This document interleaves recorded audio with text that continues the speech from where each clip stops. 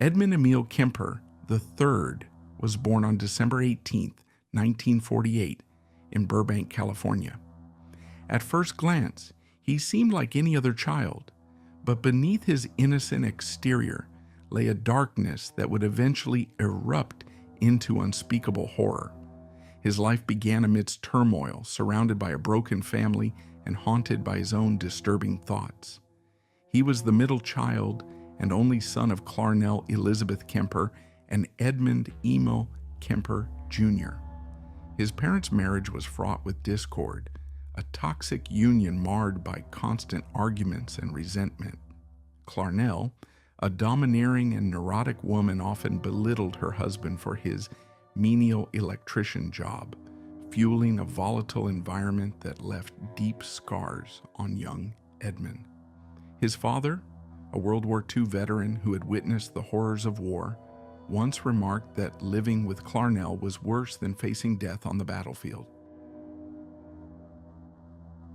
When his parents finally divorced in 1957, Edmund's world shattered. He was left in the care of his mother, a decision that would prove disastrous.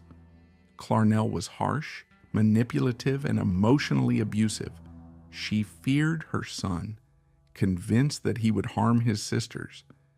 To protect them, she forced Edmund to sleep in a dark, cold basement, isolated from the rest of the family.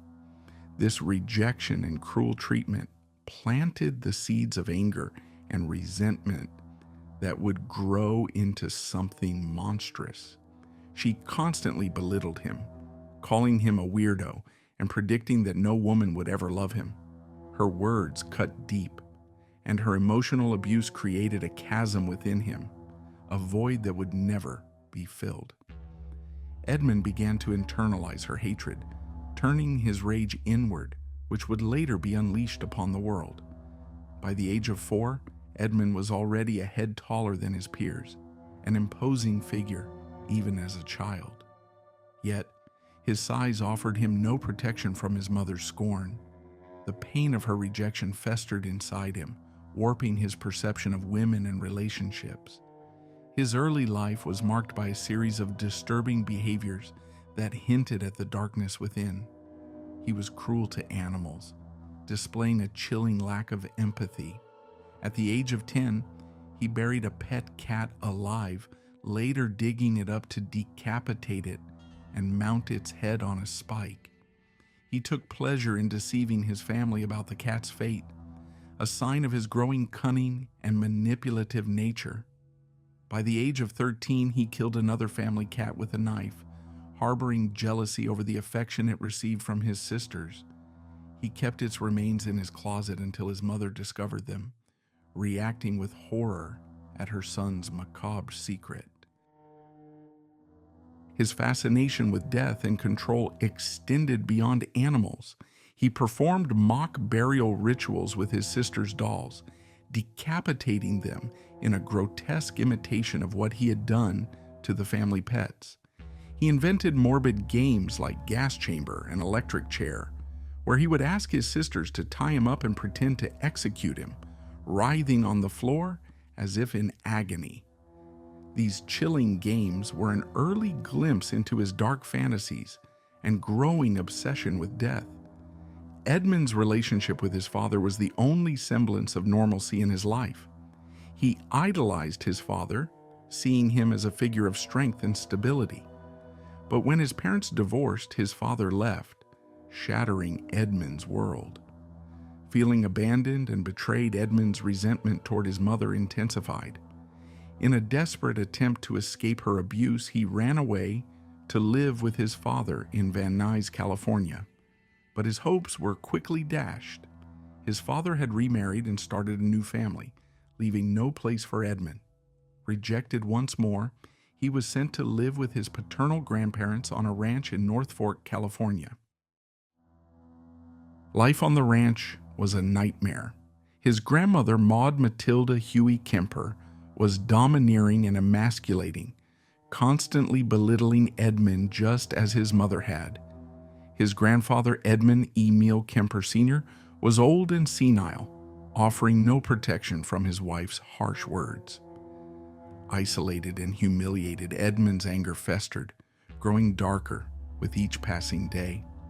He began to fantasize about violence, his thoughts turning increasingly sinister. The hatred he felt toward his mother became entangled with his resentment toward his grandmother, blurring the lines between fantasy and reality. On August 27, 1964, at the age of 15, Edmund's simmering rage reached a boiling point. After a heated argument with his grandmother, he retrieved a rifle his grandfather had given him for hunting. In a cold, calculated act, he shot Maud in the head and twice more in the back. He then stabbed her repeatedly, venting years of pent-up anger and frustration. When his grandfather returned home, Edmund met him in the driveway and shot him as well, later explaining that he didn't want his grandfather to discover his wife's murder. After the killings, Edmund calmly called his mother, who urged him to contact the police. He complied, waiting patiently for authorities to arrive. When questioned about his motives, he chillingly stated that he just wanted to see what it felt like to kill Grandma. Declared criminally insane, Edmund was committed to Atascadero State Hospital, a maximum security facility for mentally ill convicts. There, he was diagnosed with paranoid schizophrenia. However, hospital staff soon realized that Edmund was highly intelligent and manipulative. His IQ was measured at 136, later rising to 145, marking him as a genius. He became a model inmate, charming the staff and gaining their trust.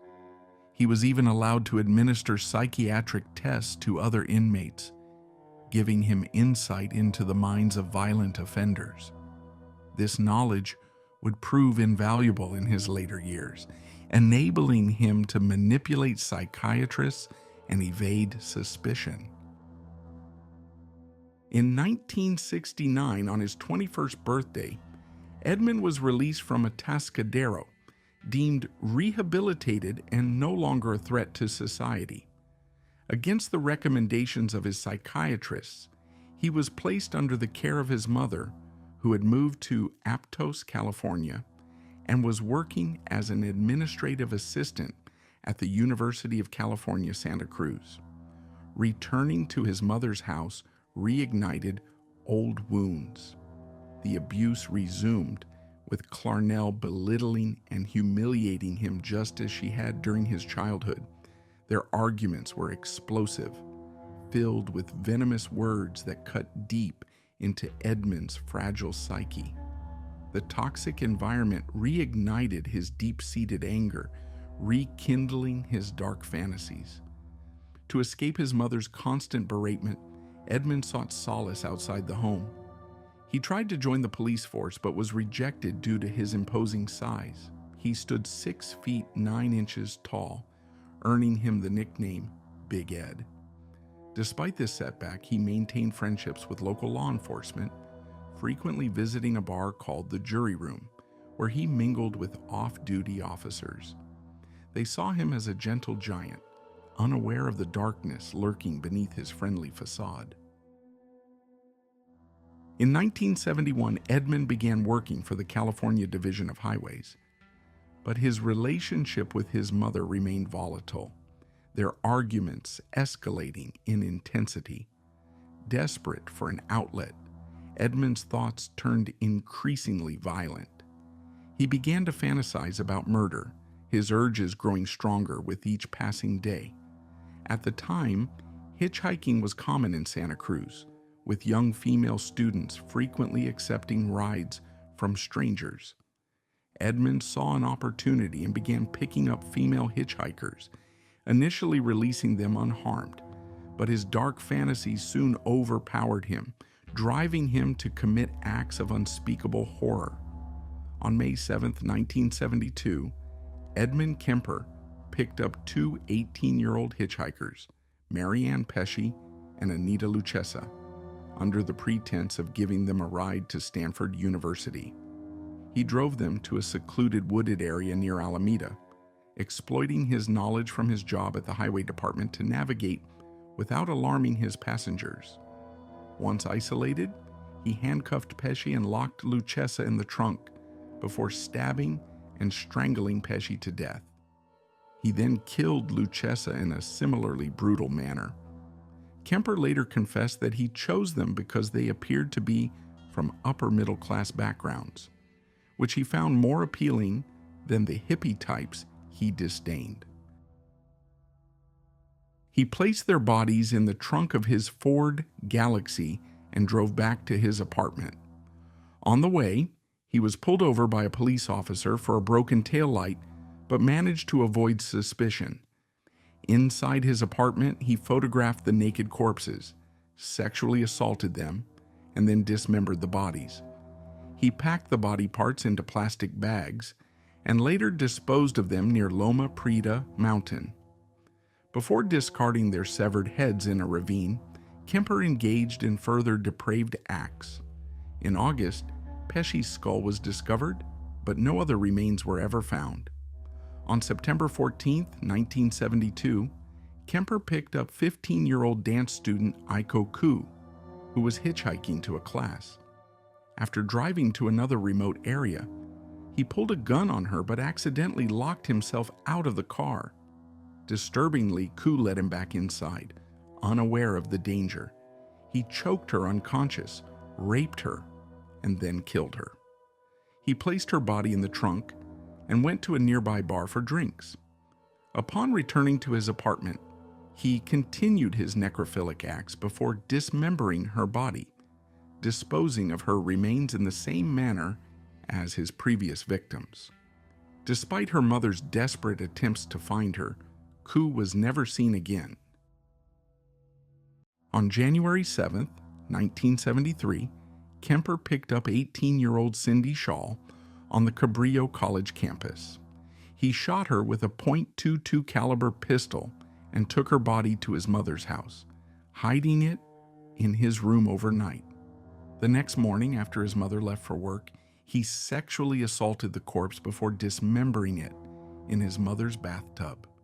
Kemper buried Shaw's severed head in his mother's garden, positioning it to face her bedroom window because she always wanted people to look up to her. The rest of her remains were disposed of off a cliff.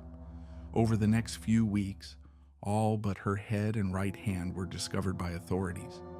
On February 5, 1973, after another argument with his mother, Kemper picked up 23-year-old Rosalind Thorpe and 20-year-old Allison Liu on the University of California, Santa Cruz campus.